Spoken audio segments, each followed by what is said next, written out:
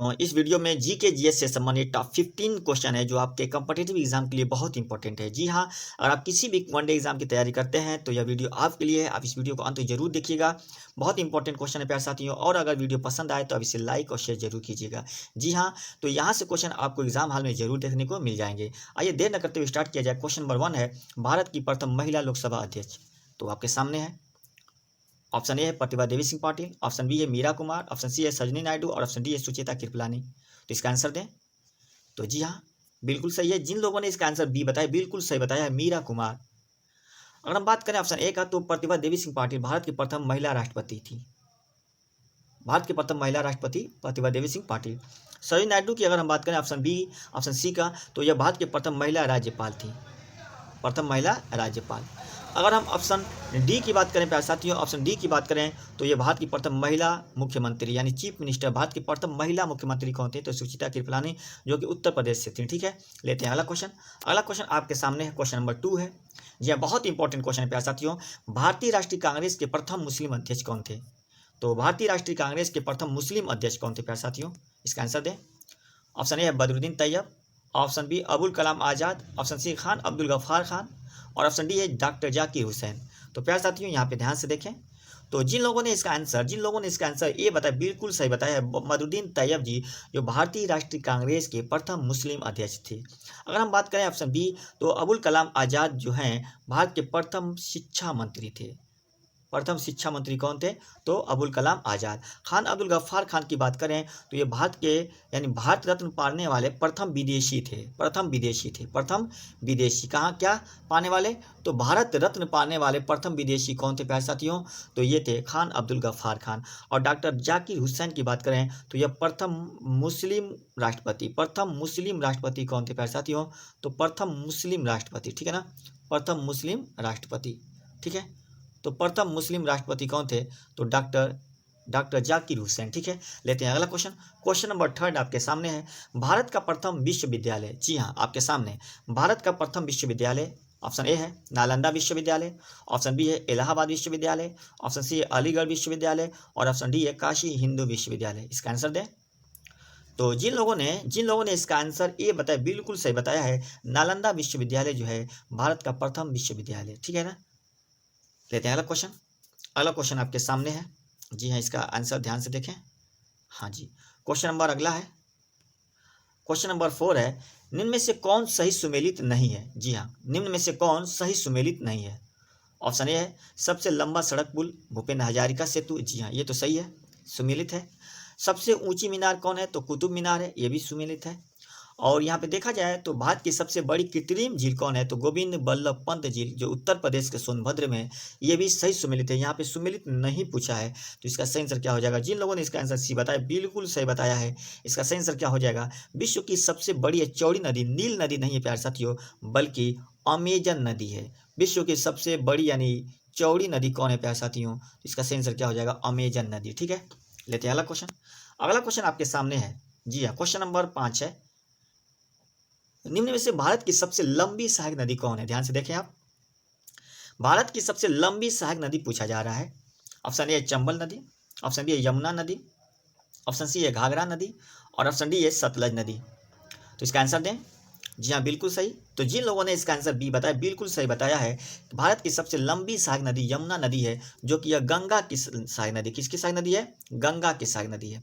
अगर हम बात करें चंबल जो है, तो चंबल यमुना की सबसे लंबी सहायक नदी है। चंबल किसकी सहायक नदी है? तो यमुना की, यमुना यहाँ लिखा है प्यारे साथियों, यमुना की सबसे लंबी सहायक नदी कौन है? तो चंबल है। ठीक ना, ध्यान से देख लें आप एक बार और। तो इसका आंसर क्या हो जाएगा? बी होगा। तो यह किसकी सहायक नदी है? तो यह गंगा की सबसे लंबी सहायक नदी है। गंगा की तो है, ये पूरे भारत की भी सबसे लंबी सहायक नदी है। ठीक है ना, चंबल यमुना की सबसे लंबी सहायक नदी है। और घाघरा जो है यह भी गंगा की सहायक नदी है, जो कि बाएं तरफ से आकर मिलती है, गंगा में बाएं तरफ से आकर मिलती है। और सतलज नदी की बात करें तो यह सिंधु की सहायक नदी है। किसकी सहायक नदी है?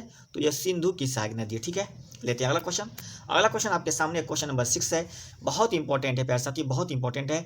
स्टेचू ऑफ यूनिटी निम्न में से किस नदी द्वीप पर है? ध्यान से देखें आप, किस नदी द्वीप पर है? कौन सा स्टेचू ऑफ यूनिटी? तो ऑप्शन ए है मांजुली द्वीप, ऑप्शन बी है साधु वेट द्वीप, ऑप्शन सी है एलियावेट द्वीप और ऑप्शन डी है सालसीट द्वीप। तो जिन लोगों ने इसका आंसर बी बताया, बिल्कुल सही बताया है। यह जो है स्टैचू ऑफ यूनिटी जो है यह साधुबेट द्वीप पर है। और यह द्वीप किस नदी में है? तो यह द्वीप जो है नर्मदा नदी में प्यारे साथियों। कहाँ पे है? तो गुजरात में। कहाँ पे है? गुजरात में। तो गुजरात में नर्मदा नदी पर ना, यह गुजरात में नर्मदा नदी में एक द्वीप है साधुबेट द्वीप। इसी द्वीप पर स्टैचू ऑफ यूनिटी बना हुआ है। ठीक है। मांजुली द्वीप की अगर बात करें तो यह विश्व का सबसे बड़ा नदी द्वीप है। विश्व का सबसे बड़ा नदी द्वीप कौन है? तो मांजुली है। और हम बात करें सी का, तो यह खंभात की खाड़ी में, गुजरात के तट पर स्थित है खंभात की खाड़ी। तो खंभात की खाड़ी में एलियावेट द्वीप स्थित है। और हम बात करें सालसेट द्वीप पर, तो इसी द्वीप पर ना मुंबई बसा हुआ है। भारत का सबसे प्रसिद्ध शहर मुंबई किस द्वीप पर बसा है? तो सालसेट द्वीप पर यह बसा है। ठीक है। लेते हैं अगला क्वेश्चन। क्वेश्चन नंबर 7 आपके सामने है। विश्व का पहला धर्म कौन है? जी हाँ, विश्व का पहला धर्म कौन है? ऑप्शन ए ईसाई धर्म, ऑप्शन बी बौद्ध धर्म, ऑप्शन सी सनातन धर्म और ऑप्शन डी है इस्लाम धर्म। इसका आंसर दें। तो जी हाँ, जिन लोगों ने इसका आंसर सी बताया, बिल्कुल सही बताया प्यारे साथियों। विश्व का पहला धर्म जो है, सबसे पुराना धर्म जो है कौन है? तो सनातन धर्म है। ठीक है ना। लेते हैं अगला क्वेश्चन। अगला क्वेश्चन आपके सामने है। विश्व के चारों ओर, बहुत इंपॉर्टेंट क्वेश्चन है, विश्व के चारों ओर समुद्री यात्रा करने वाला प्रथम व्यक्ति कौन था? जी हाँ, विश्व के चारों ओर समुद्री यात्रा करने वाला प्रथम व्यक्ति कौन था? ऑप्शन ए है कोलंबस, ऑप्शन बी है वास्को डिगामा, ऑप्शन सी है फर्डिनेंड मैगलन और ऑप्शन सी है मार्को पोलो। तो इसका आंसर दें। तो प्यारे साथियों, कोलंबस की अगर बात करें तो इसका सही आंसर क्या होगा? तो प्यारे साथियों, इसका सही आंसर हो जाएगा ऑप्शन सी। जिन लोगों ने ऑप्शन सी बताया, बिल्कुल सही बताया है। फर्डिनेंड मैगलन जो थे, विश्व के चारों ओर समुद्री यात्रा करने वाले प्रथम व्यक्ति थे। ठीक है। और हम बात करें कोलंबस की, तो कोलंबस जो है यह सबसे इसने यूएसए यानी अमेरिका की खोज किसने किया था? तो कोलंबस ने किया था। ठीक है ना। कब किया था? तो 1492 ईस्वी में, 1492 ईस्वी में।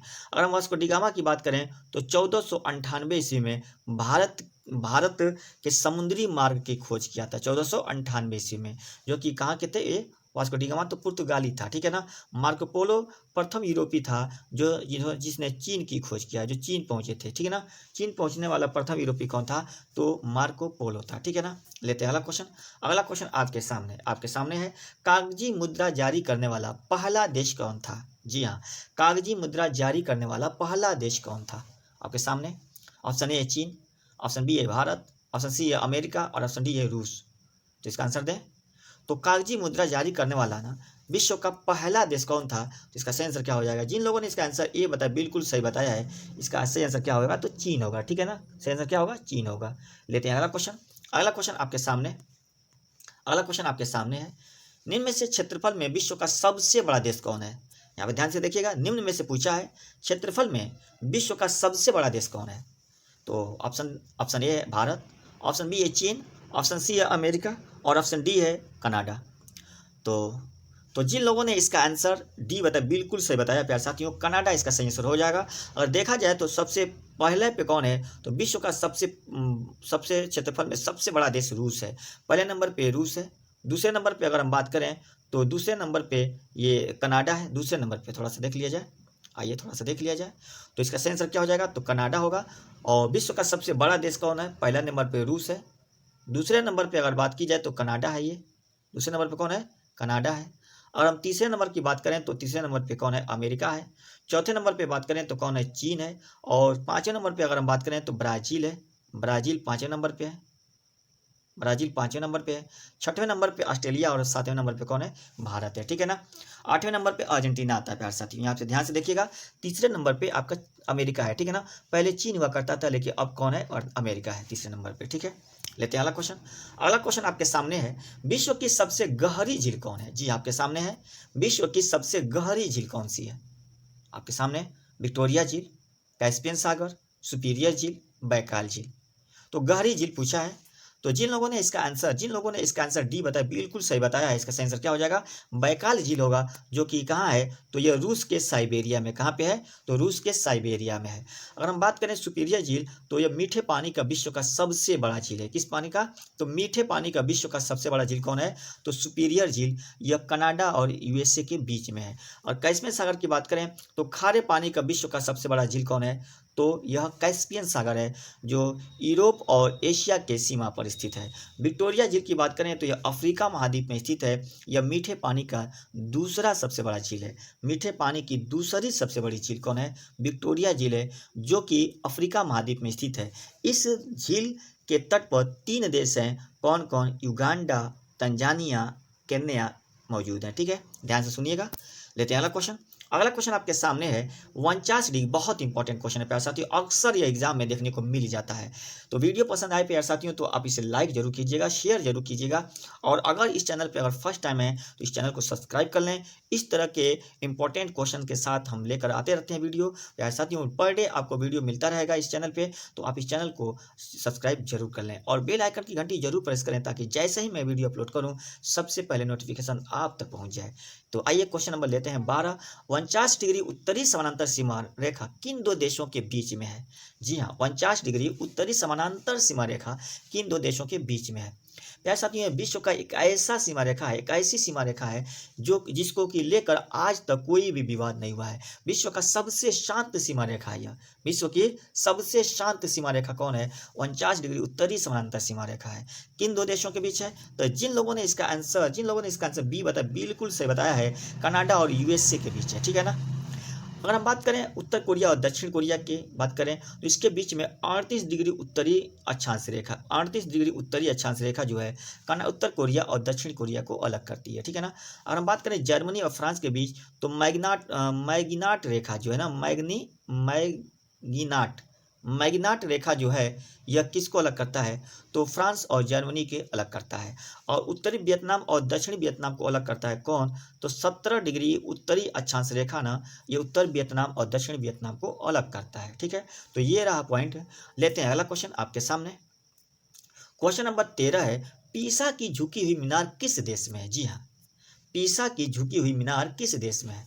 ऑप्शन ए रूस, option B France, option C Italy और ऑप्शन डी है जापान। तो पीसा की झुकी हुई जो मीनार है यार साथियों, जिन लोगों ने इसका आंसर सी बताया बिल्कुल सही बताया है। इसका सही आंसर क्या हो जाएगा? सी होगा, इटली है। अगर हम बात करें यहाँ पे फ्रांस, तो फ्रांस को विश्व का क्या, जैसे फैशन नगरी कहते हैं। फ्रांस की राजधानी जो पेरिस है उसको हम क्या कहते हैं? तो फैशन नगरी कहा जाता है। ठीक है ना। जापान की बात किया जाए तो इसे उगते हुए सूर्य का, विश्व का उगते हुए सूर्य का देश, उगते हुए सूर्य का देश, उगते हुए सूर्य का देश कहते हैं। तो प्यारे साथियों, उगते हुए सूर्य का देश किसे कहते हैं? तो जापान को कहते हैं। ठीक है ना। लेते हैं अगला क्वेश्चन। अगला क्वेश्चन आपके सामने है। अगला क्वेश्चन है क्वेश्चन नंबर 14 है, मानचित्र। बहुत इंपॉर्टेंट क्वेश्चन है प्यारे साथियों, बहुत ही इंपॉर्टेंट क्वेश्चन है ये। अक्सर ये क्वेश्चन आपको बड़े एग्जाम में देखने को मिल जाते हैं। तो मानचित्र पर खींची गई ... रेखा जो महासागर के उन स्थानों को मिलाती है जहाँ पर समान लवणता पाई जाती है। ध्यान से देखिए आप, यहाँ पे समान लवणता पाई जाती है। यहाँ पे ये इस लाइन में ना कि यहाँ पे हो गया है, तो आप ध्यान से देखिएगा। मानचित्र पर खींची गई रेखा जो महासागर के उन स्थानों को मिलाती है जहाँ पर समान लवणता पाई जाती है। इसका आंसर क्या होगा? ऑप्शन ए है आइसोबार्स, ऑप्शन बी है आइसोहेलिन, ऑप्शन सी है आइसोहेल और ऑप्शन डी है आइसोथर्म। तो प्यारे साथियों, इसका सही आंसर क्या हो जाएगा? जिन लोगों ने इसका आंसर बी बताया बिल्कुल सही बताया प्यारे साथियों, आइसोहेलिन होगा। ठीक है ना। मानचित्र पर जो समान लवणता वाले जो मानचित्र पर रेखा क्या नाम है? आइसोहेलिन रेखा जो महासागर के उन स्थानों को मिलाती है जो समान लवणता को क्या करता है? समान लवणता पाई जाती है। ठीक है ना। अगर हम बात करें समान दाब वाले क्षेत्रों को मिलाने वाली जो रेखा है उसे आइसोबार कहते हैं। ठीक है ना। अगर हम आइसोहेल की बात करें तो यह समान माने धूप जैसा, यानी समान धूप जैसे मिलाने वाली रेखा क्या कहते हैं? आइसोहेल कहते हैं। आइसोथर्म की बात करें तो समान तापमान वाले रेखा को क्षेत्र को मिलाने वाली रेखा क्या कहलाता है? तो आइसोथर्म कहलाता है। ठीक है ना। समान तापमान वाले क्षेत्र को मिलाने वाली रेखा आइसोथर्म कहलाता है। ठीक है ना। तो अगला क्वेश्चन है और इस सीरीज का यह लास्ट क्वेश्चन है प्यारे साथियों, जो कि बहुत इंपॉर्टेंट है। आप कमेंट में जरूर बताइएगा कि आपका कितना क्वेश्चन सही हुआ है। तो कमेंट अक्सर हम पढ़ते रहते हैं प्यारे साथियों, सभी लोगों को कमेंट देखते हैं। ठीक है ना। तो आप जरूर इसका आंसर आप कमेंट बॉक्स में आप जरूर बताइएगा कि आपका 15 में कितना क्वेश्चन सही हुआ है। लेते हैं अगला क्वेश्चन नंबर लास्ट है, 15 क्वेश्चन है। सफ़ेद लिली निम्न में से किस देश का राष्ट्रीय चिन्ह है? जी हाँ, सफ़ेद लिली किस देश का राष्ट्रीय चिन्ह है? Option A Japan, option B Italy, option C Norway और ऑप्शन डी है बांग्लादेश। तो प्यारे साथियों, सफ़ेद लिली किस देश का राष्ट्रीय चिन्ह है? तो इसका सही आंसर क्या हो जाएगा? तो इसका सही आंसर क्या हो जाएगा? इटली होगा, ठीक है ना, इटली होगा। अगर हम बात करें बांग्लादेश का, तो बांग्लादेश का चिन्ह क्या, राष्ट्रीय चिन्ह क्या है? जापान का राष्ट्रीय चिन्ह क्या है? और नॉर्वे का राष्ट्रीय चिन्ह क्या है? प्यारे साथियों, आपको इनका आंसर कमेंट बॉक्स में दिखाना है। जापान लिखकर उसके सामने इसका राष्ट्रीय चिन्ह लिखिएगा, नॉर्वे के सामने राष्ट्रीय चिन्ह लिखिएगा और बांग्लादेश लिखकर उसके सामने राष्ट्रीय चिन्ह लिखिएगा। इसका आंसर आपको कमेंट बॉक्स में बताना है। तो मिलते हैं अगले वीडियो में इसी तरह के इंपॉर्टेंट क्वेश्चन के साथ। Thanks for watching.